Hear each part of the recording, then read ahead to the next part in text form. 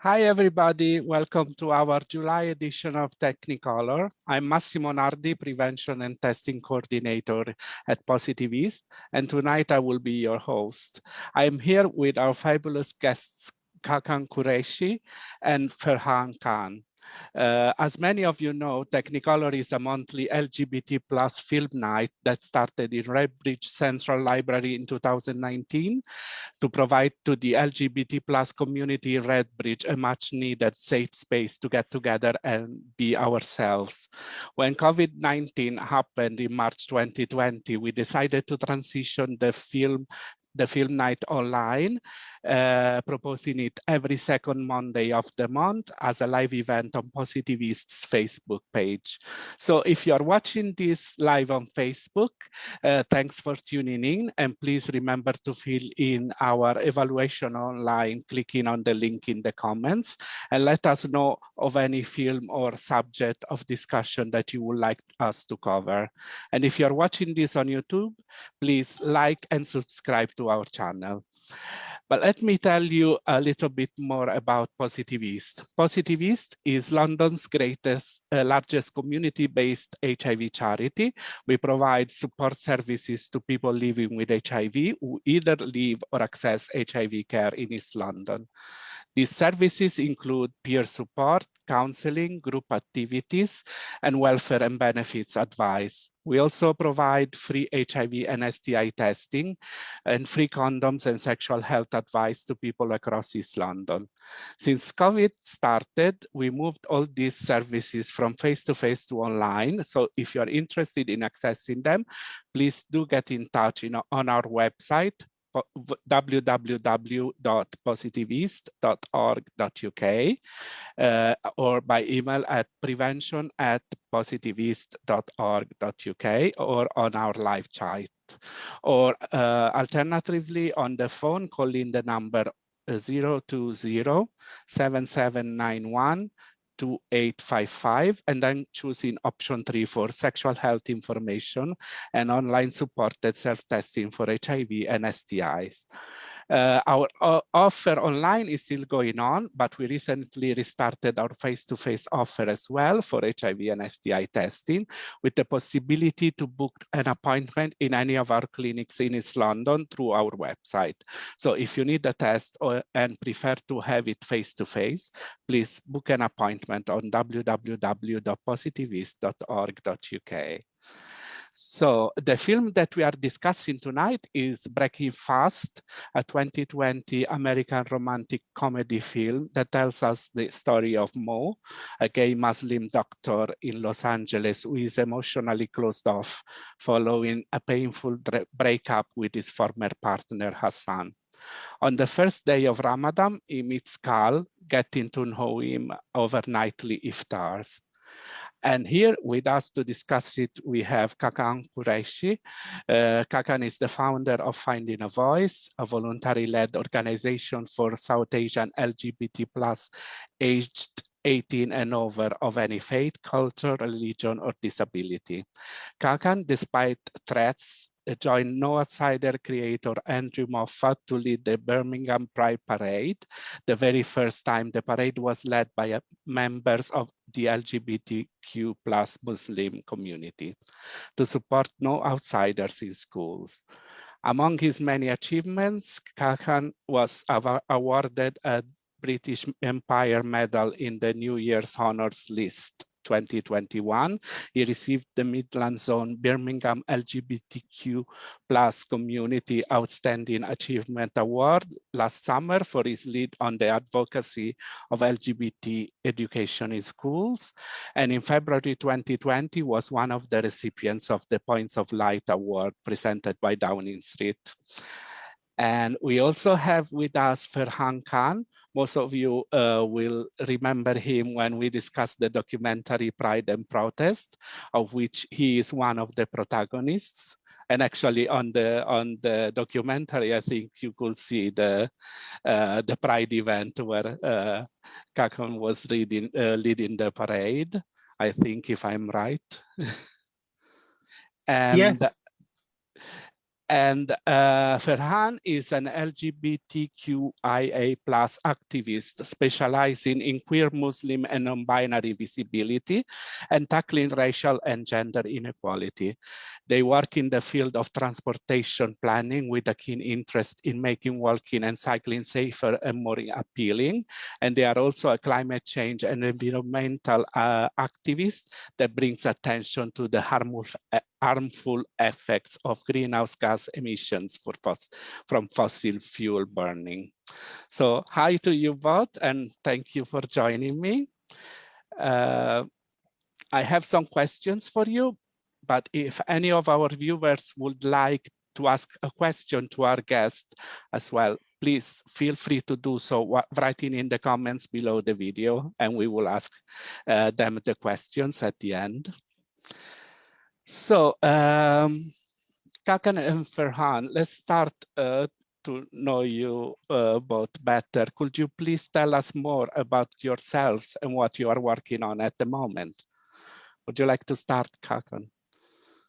Well, currently I do have a day job. My day job is I work with homeless people, but my gay job is obviously I have the social support group, Finding a Voice. And more recently, I've gone into collaborative partnership working with Club Carly and several other organizations, looking at ways that we can diversify, the LGBT community, looking at ways that we can organize events and workshops, conferences, so that we can sort of connect the South Asian LGBT diaspora across the country. And with that as well, I've been asked to become a trustee for an organization called Pride House in Birmingham, looking at LGBT athletes and how best we can support them in the city of Birmingham. And last year I was working, well, the plan was to work in partnership with the QE Hospital here in Birmingham, looking at a community creative project, which would have culminated in a lovely little exhibition at the end of 12 months. But obviously COVID has had an impact on that.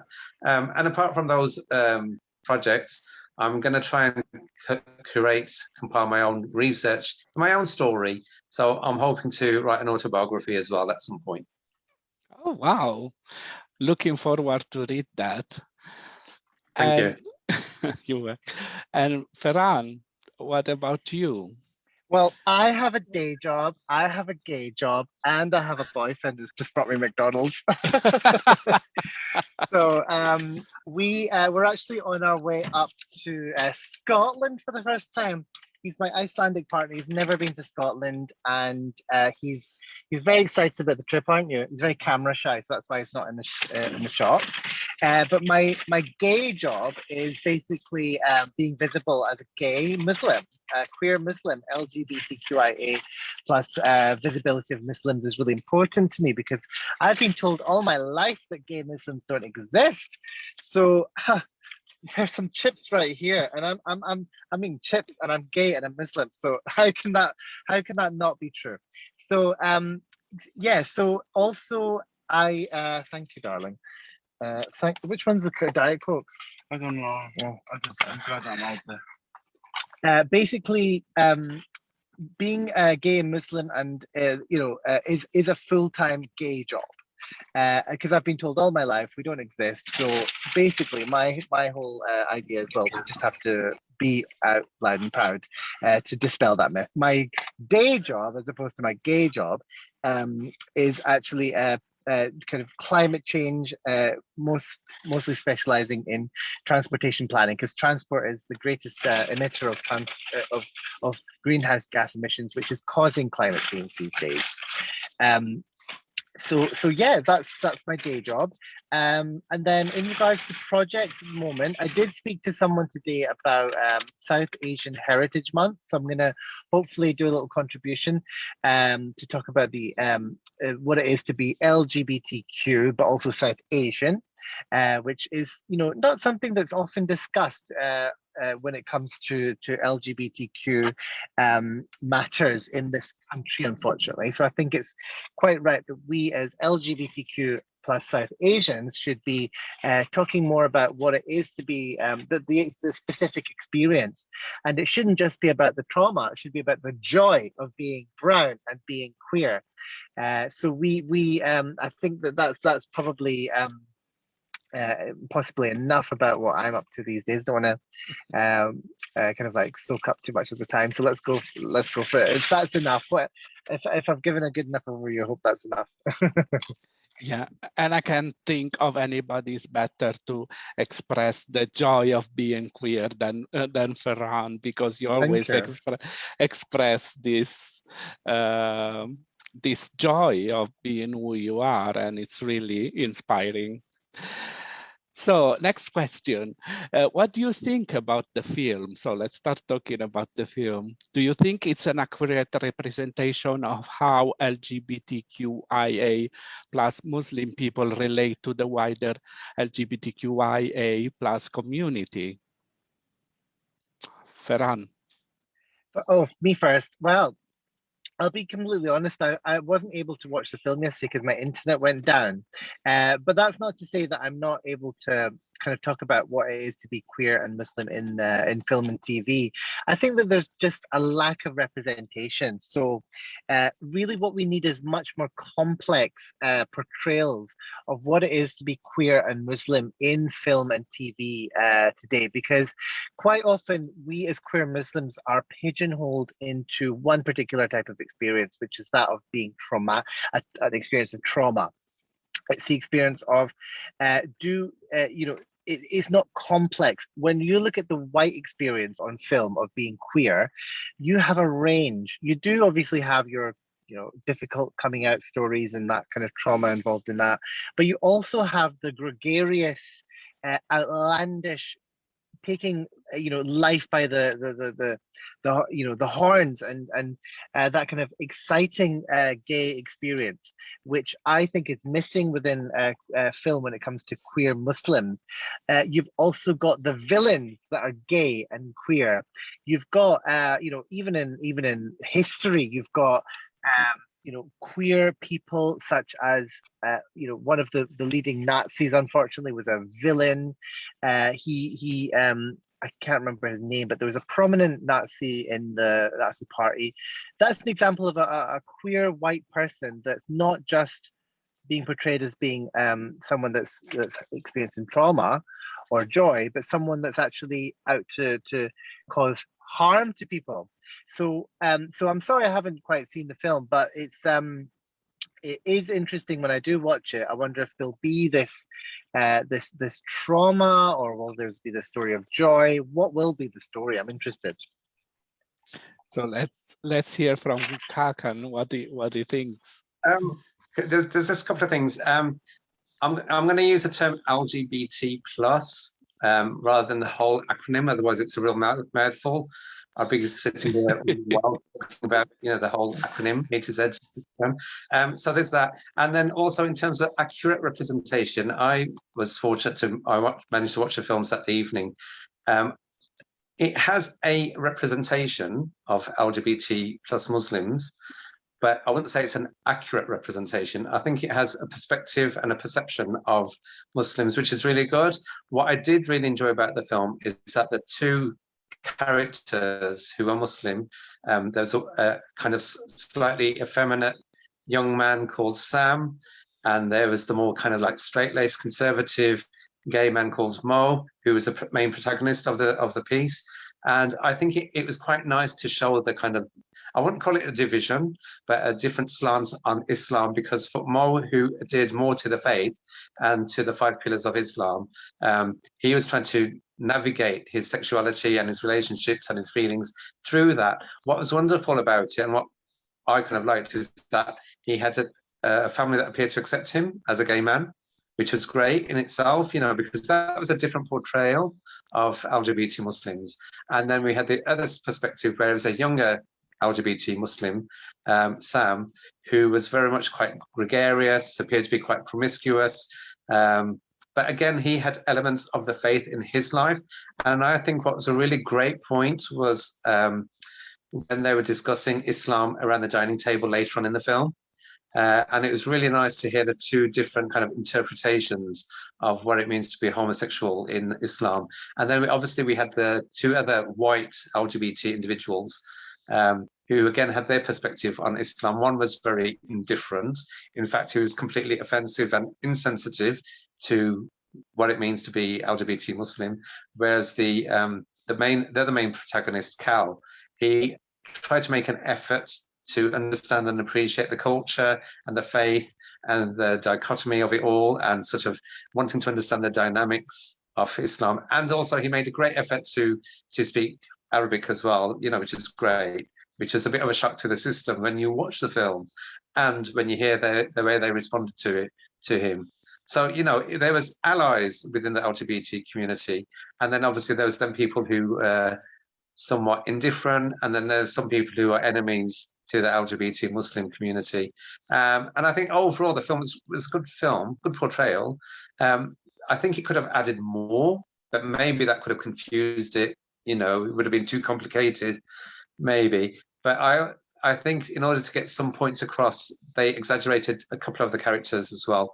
I think to add to the kind of the comedic values of the film. You know, but I think it was a fair representation.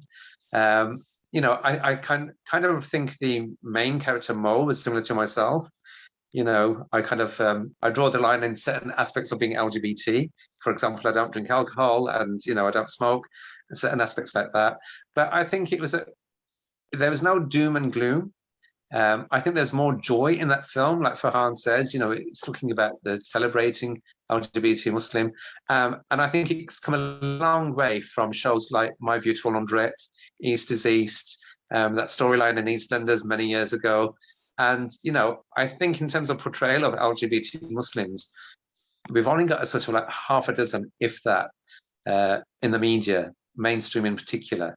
So it was quite nice to see Breaking Fast, you know, and also looking at a very pivotal moment in life in terms of Ramadan, you know, 30 days, you know, developing this, meeting somebody, developing the relationship, and to the end, it capitulated in a great way, really. You know, it was a really positive ending, which was something very rare, whether it's an LGBT Muslim story or LGBT per se. It was nice. Nice is a bit of a strange word. I would like to add something to that, if that's okay. Sorry, Massimo. I think you know, we I think what would and thank you for like giving that overview, Khakan. It's given me an insight to the film and making me really excited to see it, to finally watch it, maybe tonight when we're in the hotel. But what I was also going to say is that that being queer and being Muslim, we're often almost forced to overcompensate for being queer. So there's this idea that we're acceptable as being queer Muslim as long as we don't drink, you know, and we don't actually, you know, we abstain from being gay and we don't actually act out on our urges. So I think I would also like to see in a film like that, a Muslim that is Muslim but drinks and is gay and embraces whatever you're not supposed to embrace as a Muslim. You know, maybe even have a big pork sandwich when they're hungover. You know, that's the kind of portrayal I'd like to see. Yeah, I was about to say that I love the fact that the film is all about, it goes on for the whole month of Ramadan, and Carl is visiting Mo every evening for the iftar, for the dinner after the breaking of the fast. And it's really interesting to see their relationship develop day after day over that month, I think. So next question for Khakan. Was there any part of the film that particularly resonated with you and with your life experience?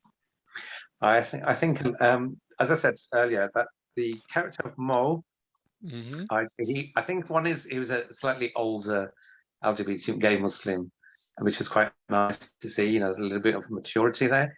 But I think what was really nice is that the acceptance from the family. That resonated a lot for me because it brought back memories of how my parents and my siblings responded. More so from my parents, they were completely accepting of me, my sexual orientation, and they met my partner as well. And similar to Mo, they were asking questions obviously about who's he meeting and how he's meeting that person. And so it was similar kind of questionings that I had when I met my other half and announced to my mom that I've got somebody in my life, which is really nice, you know. And again, it was similar questions about, you know, having children, you know, being a grandparent. And in my case, it was a case of, but mom, you know, I've got other siblings and they've got children. But I think because I was I suppose, the darling of the family, the baby of the family, my mum had expectations for me and aspirations. So obviously I didn't quite fulfill their expectations of me, but I created my own life and my own journey.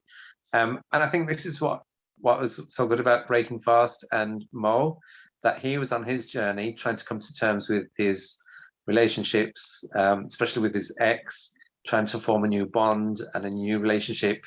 But at the same time maintaining the family dynamics, which was wonderful to behold, and the fact that his grandmother, who in the film sadly passed away as well, he had that connection and she was well aware of his relationships, and that was really nice to watch.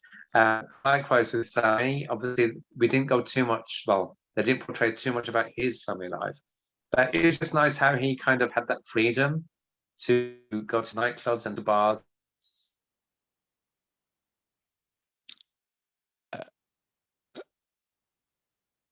I think you're quite related to because I'm really on the scene, but nice to know that, you know, LGBT, I can step in. gay Muslims going out there enjoying themselves, because it'll be a shame to oppress yourself in that way, to look yourself in the room or in the house and not do anything with your life.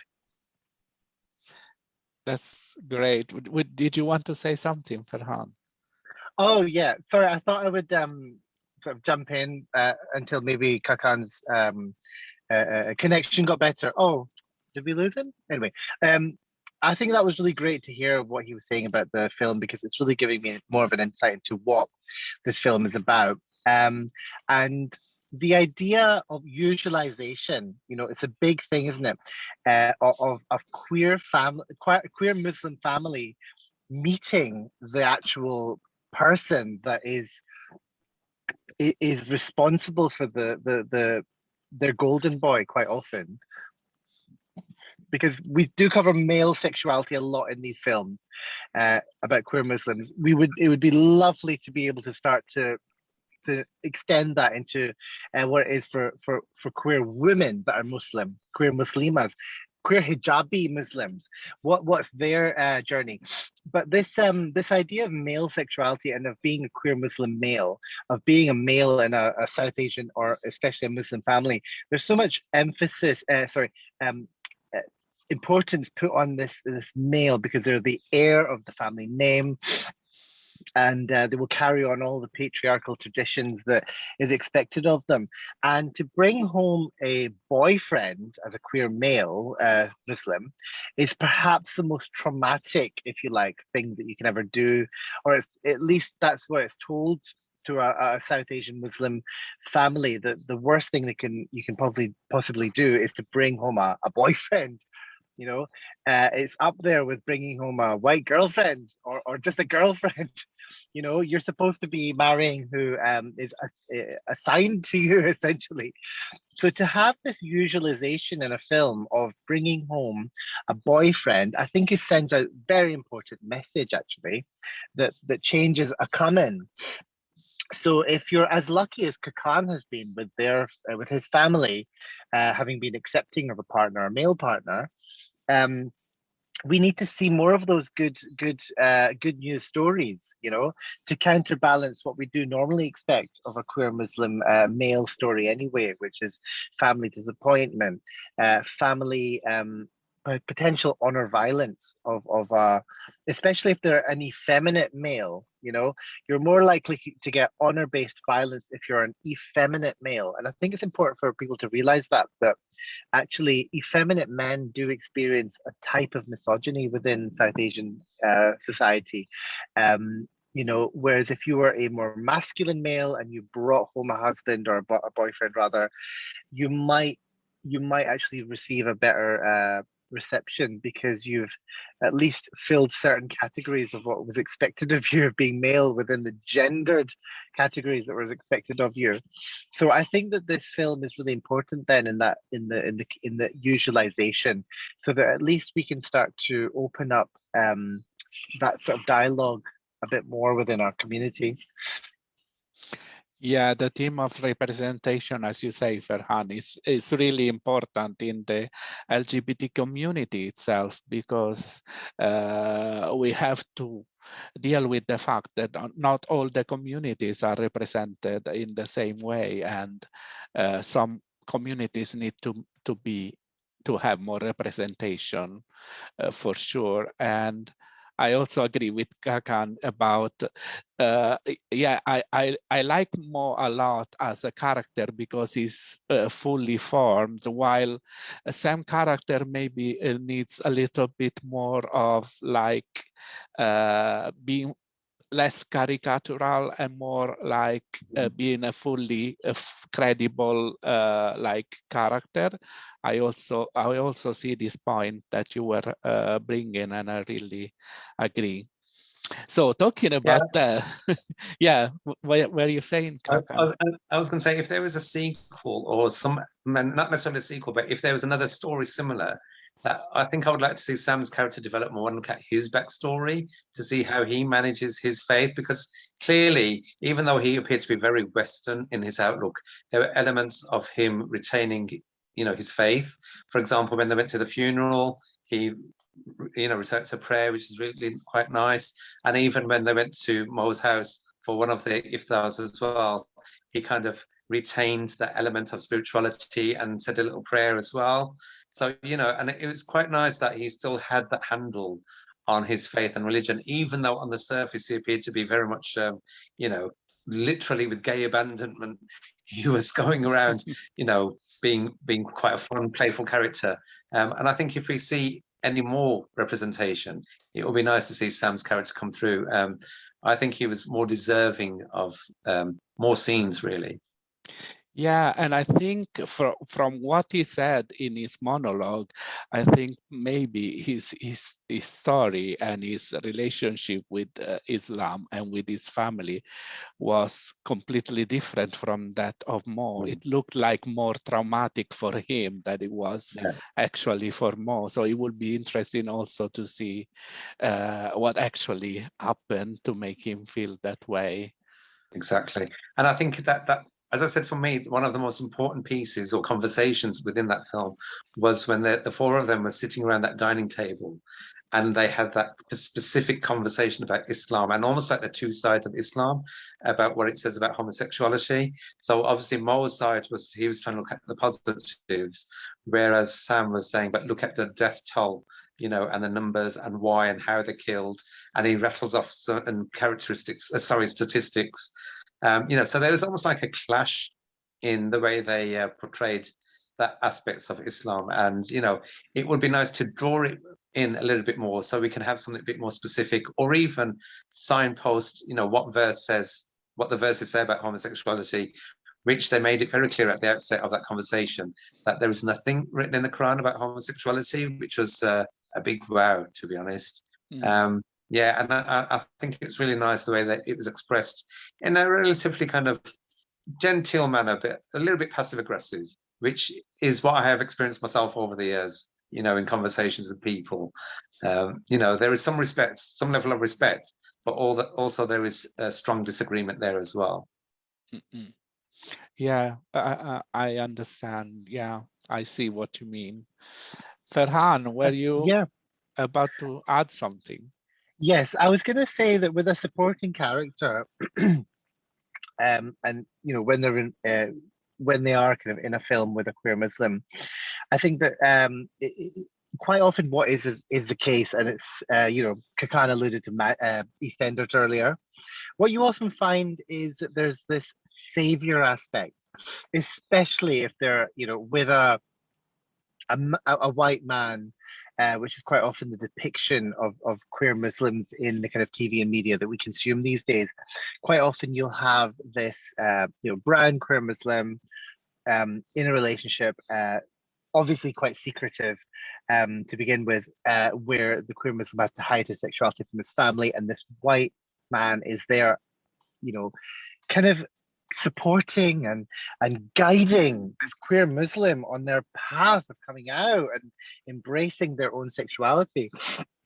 So I think that going forward, when we consume media and TV, I think that we need to start to make a step away from those kinds of tired tropes of the white savior, saving a gay Muslim queer man from himself and his family, and start to see that actually a lot of white people do actually have struggles of their own, and you never know. It could be that there's a queer Muslim out there that's got enough of a that's had their own journey and their own struggles and built resilience because of what struggles they've been through, and actually is a source of support for this, for this white man that most of the audience would have assumed is primed and ready to be accepted by their family and to be in prime position when it comes to, right at the front of Pride. Why can't the queer Muslim be right at the front of Pride, dragging the, or trying to coax the white partner there instead? I think that's a valid point, Ferhan. Looking at different perspectives, but I would say that watch this film because I think it's nice in the fact in that its portrayal. One is because the characters are not South Asian, well, they're more Middle Eastern, and then the main character Mo, he has had a relationship with somebody of his own community, and that other person is called Hassan, who tells him one day at the beginning of the film that he's going to have to go and get married for whatever reason. So again, it looks at cultural expectations and norms, and then he goes off and the Mo says to him, why don't you just come out to your family? And this character Hassan says, I can't do that like you've done in your family, because my dad is of a different ilk, different kind of cultural dynamics. So right at the beginning, they've set up a storyline which is really good, where he's not with a white guy at all. He's with somebody of his own community. And then Hassan departs, and then we follow this journey of the reason why Mo is the way he is because he's hurt so badly by Hassan. So when he does meet the white character Cal, it's a case of Cal wants to get to know him better, but he kind of pushes him away. But eventually we get to hear Cal's story, and we understand his traumas and his background a little bit, So towards the end, it's about reconciliation, and that's how they develop their relationship. And because it happens over initially it's spanning over a year, because you see a year later he's split up with Hassan, and then they meet up with him a year later, and then it happens to be Ramadan, and then that's when we see the story unfold. I think it's really good, Ferhan, to be honest, in the way it's portrayed. You might think there's a little bit caricature or exaggeration. Looking at it now, I think you could be Sam, I could be Mo. Oh, I don't know, honey. No, I think it's very poignant. It's very poignant that they chose Ramadan for the setting of the story, and I think it's really important that we do, enmesh these ideas of the most holy month and actually the queerest month. And I think last year, it was brilliant. No, was it the year before? We had Queer Month overlapping fully with Ramadan. What did I call it? Queer Month? I meant Pride Month, rather. We had Pride Month fully overlapping with Ramadan, but I think there's still some overlap because it obviously changes Ramadan every year. But I think this enmeshment of pride and queerness during Ramadan is so important. So I'm really excited that this film does entertain that, actually. Yeah, you watch it and then you can do your Facebook post afterwards. You could say, I either agree or disagree with Khakan. All right. Yeah, I also found Carl's story a little bit different from the average a Western person, because he grew up in Jordan, I think. So he lived in a Muslim country. He knew the language, he knew the customs, and he was able to cook Middle Eastern food. So do you think, I don't know if it's the case, but I don't think it's the norm that a Western person knows as much of a Muslim culture as Cal was showing. What do you guys? It sounds very much as though that would be an authentic story, because really to be able to be in a relationship with someone that is Muslim and so kind of different to what it is to be Western, I suppose. You would need to have some priming. You would need to have been primed for that kind of culture and that kind of expectation to begin with, anyway. So I think that's a very authentic portrayal of what an interracial relationship would look like. You know, because to be with someone that's not primed and ready for that kind of cultural without that cultural knowledge, let's just say, would be difficult. It'd be quite a steep learning curve. It could be quite opposites attract as well. So it could be quite a successful relationship, but I think this film is quite authentic in doing that. Would people have grown, like Western people grow up in Jordan particularly? I personally think that's slightly unlikely because, usually what happens is Western people will go to the United Arab Emirates or Kuwait or one of those oil-rich countries to work and live, or even the Kingdom of Saudi Arabia, unfortunately, and live in compounds. So it is quite far-fetched for someone of the West to be growing up in Jordan, in my personal opinion. So maybe that's where the film starts to detract a little bit from authenticity, and it was more of a plot device. I don't know what you think, Khakan. Is that something that's likely? Someone from the West growing up in Jordan? The film, I remember he does actually explain why or how he comes into Jordan. I can't go into that. I can't remember the details, but it was quite nice because, again, it's about allyship, isn't it? He's being an ally to the community, and especially for the Muslim community. And also he develops cultural awareness and competencies, especially when he's meeting Mo's family towards the end. And they say, obviously, a few things in their language. And then he responds, and they're quite shocked and amazed and surprised at the same time. And, they have a conversation. And it's the fact that he's made a real effort to engage with other people, not necessarily with Mo.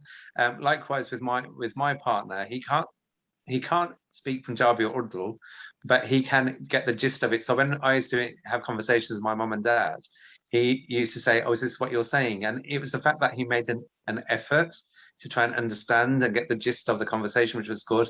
My parents both appreciated it.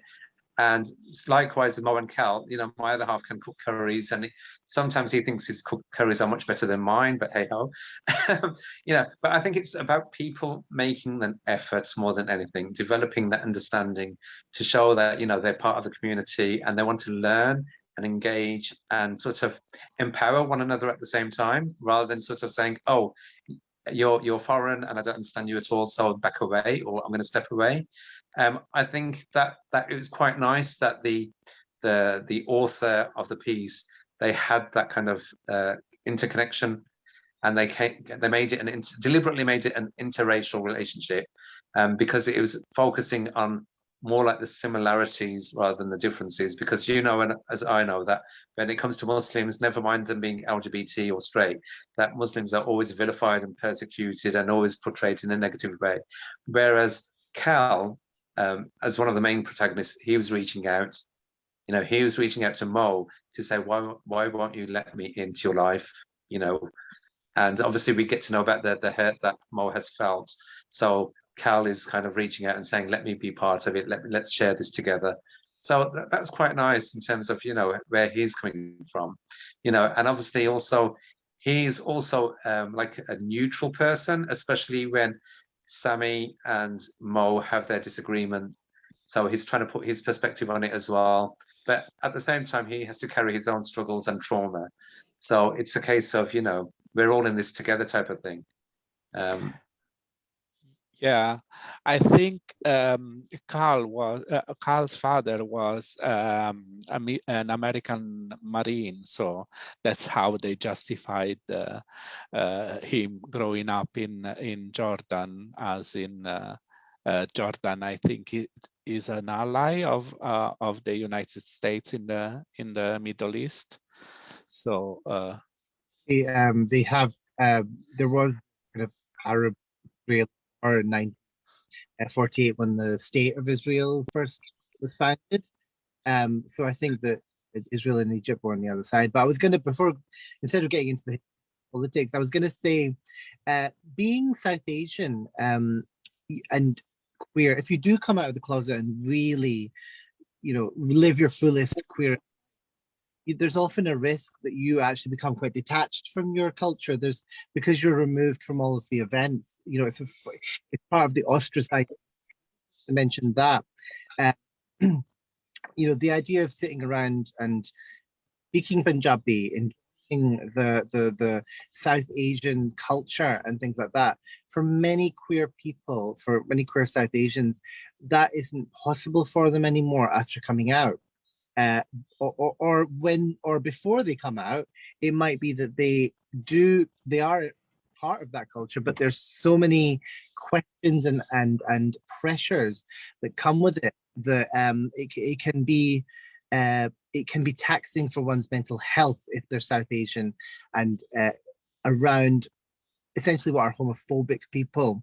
But if they come out, there's the risk of not being allowed to be within that culture anymore. So South Asians that are queer, they can go one of two ways. They can end up not having much exposure to their own culture and needing to kind of adopt a new culture, most often the Western one, right? Just while we're on the topic of culture, it would be interesting to talk about that as well. Yeah, it's really interesting, yes.